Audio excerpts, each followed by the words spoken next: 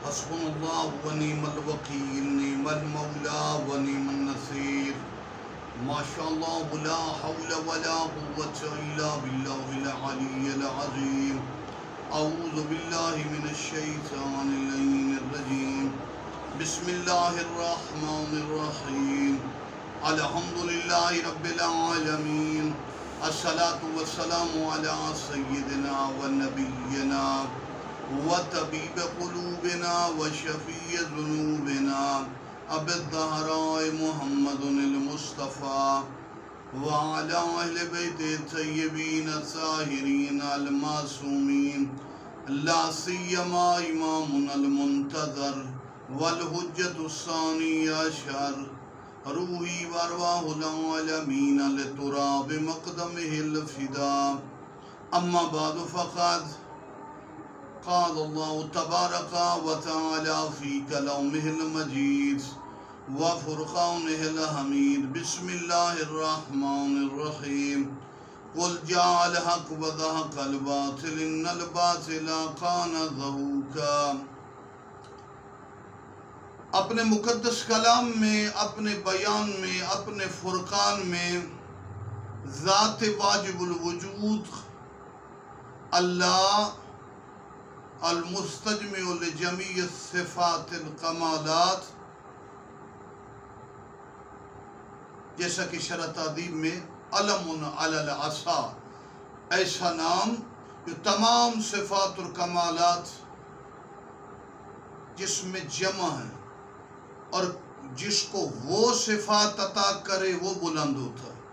اللہ نے بڑے بڑی عظیم ہستیوں کو بنا کے بھیجا، لیکن اپنے دین کے غلبے اور حق کو معراج اور اسلام کو عروج اور اسلام کا نفاذ اپنی تمام حجتوں میں فقط سرکار امام زمانہ امام مہدی علیہ السلام کے ذریعے سے قرار دیا کہ حق کا غلبہ، حق کا نفاذ، حق کی بلندی۔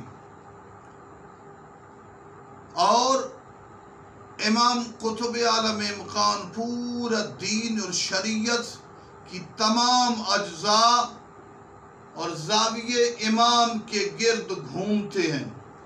حضرت کی اپنی بھی ہماری کیا حیثیت ہے کہ حضرت کے اعمال کے بارے میں بتائیں، عشق اور محبت کے تحت، کچھ معلومات کے تحت، امام کی زندگی کے حوالے سے موعود امم اور کافی کتب میں یہ پڑھا ہے۔ چونکہ ہم امام زمانہ کے حوالے سے ہماری گفتگو ہے، بقیت اللہ چینل کو ضرور سبسکرائب آپ کریں گے۔ 255 ہجری سے لے کر اس وقت تک 1442 ہجری اختتام کے قریب ہے۔ 1187 سال سے زیادہ حضرت کی ایج۔ حضرت اپنی اوائل عمر سے لے کر اس وقت تک ہر سال حج کرتے ہیں اور تمام حاجیوں کو دیکھتے ہیں۔ حضرت کے نور کا اثر سرزمین حجاز میں اللہ کے گھر کے قریب واضح اور روشن ہے، روایات اور کتب میں موجود ہے۔ اور پھر زیارات کربلا، نجف کے بارے میں بھی میں نے انہی کتب میں پڑھا ہے کہ جتنی دفعہ ہر سال حج تو ایک دفعہ ہوتا ہے، تو اس سے کئی گنا امام زیادہ زیارتوں پہ جاتے ہیں۔ حج اگر ایک دفعہ ہے تو سال میں کئی دفعہ اپنے جد پاک سید الشہداء کی زیارت، باقی اپنے آباء و اجداد کی زیارت۔ گویا حج عامت المسلمین پر واجب بھی ہے، اور امام زمانہ کی سیرت میں بھی ہے کہ آقا حج کو ترک نہیں کرتے، اور ہر سال حج کرتے ہیں، زیارتوں پہ جاتے ہیں۔ گویا حج پر اور زیارات شریعت کے احکام کے علاوہ، اور امام زمانہ کے عاشقوں، زیارتوں پہ جانا ثواب، عظمت، کمال کے علاوہ امام زمانہ کی بھی سیرت اور سنت میں شامل ہے۔ آج ہم اعمال کی بات کرتے ہیں۔ فلاں عمل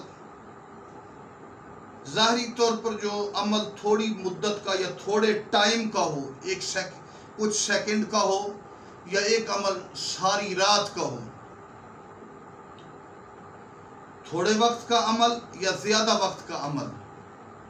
لوگ دعاؤں کے بعد دیکھا عاشق بھی ہونا بھی چاہیے، مناجات کے بھی لوگ کافی عاشق ہیں۔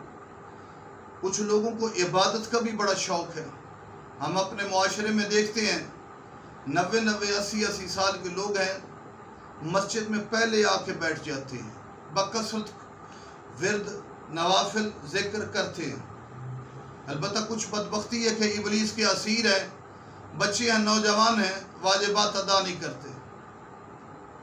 معصوم تو راضی نہیں ہے کہ جو واجبات کو ترک کرے، نماز کی اہمیت یا واجبات کی طرف توجہ نہ کرے، بہرحال معصوم راضی نہیں۔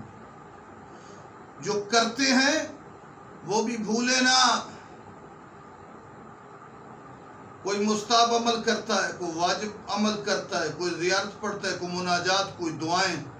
کبھی سوچا یوم عرفہ ہے، عاشورہ ہے، باقی 40 ہے، ماہ مبارک رمضان ہے، شعبان ہے، رجب ہے، ان کے اعمال کس وقت اعمال بنتے ہیں؟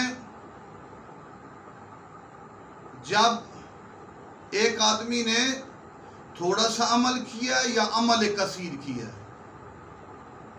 وہ تھوڑا سا عمل اور عمل کثیر، احسن عمل قبولیت کے لحاظ سے عرش کی طرف اس وقت پرواز کرتا ہے جب امام زمانہ اس پر اپنا دستخط کرتے ہیں، مہر لگاتے ہیں۔ اور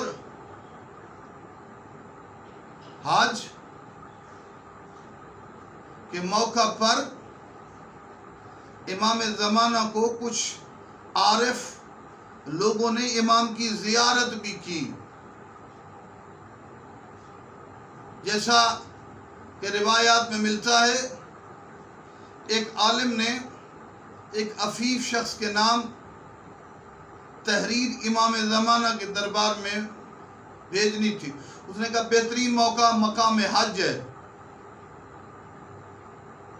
اور جب وہ حج پر آئے تو آپ کو پتہ ہے بڑا ہجوم ہوتا ہے، صفا مروہ کے علاوہ کعبہ کے اطراف میں بھی۔